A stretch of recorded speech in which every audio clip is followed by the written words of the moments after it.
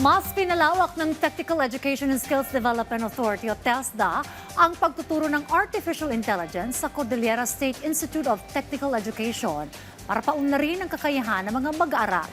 Tiniyak naman ng pamantasan na hindi makokompromiso ang kakayahan ng mga estudyante sa paggamit ng AI. Yan ang ulat ni Audrey Villena ng PTV Cordillera.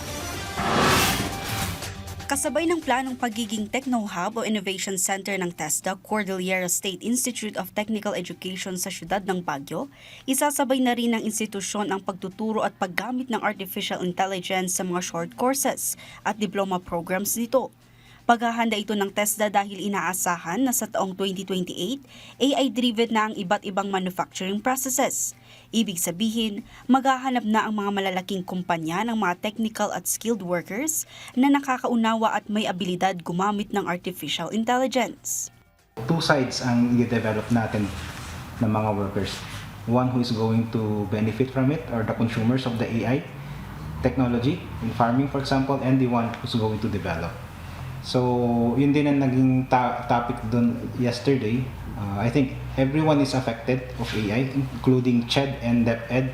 Sa pamamagitan ng programa, mapabilis, mapagaan at ma-improve pa ang kasanayan ng mga mag-aaral para sa kanilang employability. Hindi na may iwasang i-adopt ng industry sector ang AI sa mga susunod na dekada. So we are integrating AI in TESDA. For example, yung welding. I think in the near future, baka meron na rin tayong welding training with AI. Or cooking training with AI.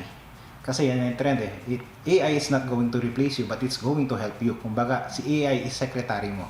Tiniyak din ng paaralan na hindi makokompromiso ang kakayahan ng mga learners dahil sa integration ng AI sa curriculum, kundi makakatulong pa ito sa kanilang skills competency. We are going to update or review our curriculum. Because we are having naman the annual review of our curriculum, not only annual, as needed, we need to integrate those innovations. Audrey Villena para sa Bayan.